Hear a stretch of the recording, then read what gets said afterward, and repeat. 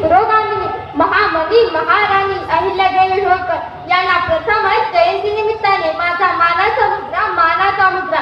मित्र हो, राज्यकर्ता राजाच्या पोटी जन्माला येऊ शकतो, मात्र राजा बनण्यासाठी कर्तृत्व जन्म घेऊ शकत नाही. हे कर्तृत्व कमवण्यासाठी मनगटात बळ असावे लागते. हे बळ कुठे आणि कधी वापरायचं यासाठी बुद्धी असावी लागते. ज्या व्यक्तीकडे बळ बुद्धी असते त्या व्यक्तीकडे चातुर्य असावं लागतं, तरच तो कर्तृत्वान लोकाभिमुक्त राज्यकर्ता बनू शकतो.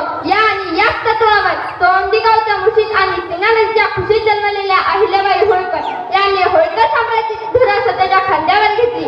आदर्श राजकारभार करत इतिहासामध्ये आपला वेगळाच ठसा उमटवला.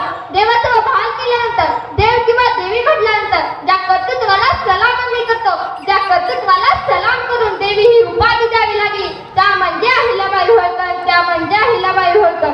मित्र हो, 31 मे अहिल्याबाईंची जयंती उत्साहात तर भारतभर असतात, मात्र त्यांच्या विचारांचा जागत व कार्याचा आदर्श महाराष्ट्रामध्ये घालणं खऱ्या अर्थानं गरज आहे. विचार नसलेली समाजातील माणसं आणि दान नसलेली खळ्यावरती कणसं ही काहीच कामाची नसतात. पेशवाईचा इतिहास जेवढा जगापुढे मांडला गेला तेवढा समकालीन इतिहास होळकरांचा मांडला गेला नाही.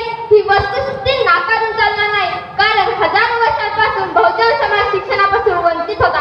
असं म्हटलं जातं हरणाचा इतिहास हरण लिहित नाहीत, वाचत नाहीत, जाणत नाहीत, तोपर्यंत शिकाऱ्याच्या शौर्यकथा ऐकावी लागणार आहे. ही परिस्थिती जर बदलायची असेल, ही वैचारिक गुलामगिरी बदलायची असेल, तर अहिल्याबाईंच्या इतिहासावर दूरदृष्टी स्टेप टाकणं महत्वाचं वाटतं.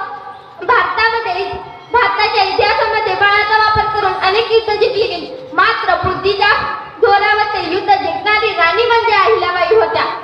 तन मन धन अर्पण राष्ट्रसेवा करण्यामध्ये त्यांचं स्थान वरचं होतं. पंडित नेहरूंनी डिस्कव्हरी ऑफ इंडिया या ग्रंथामध्ये लिहून ठेवले, आदर्श व तत्वशील राज्यकर्ता म्हणजे अहिल्यादेवी होळकर. तर सर जॉन माल्कन असं म्हणतात, सर्व जातीचे लोक जिथे उच्च बुद्धीने जिचे नाव घेतात ती म्हणजे अहिल्याबाई होळकर.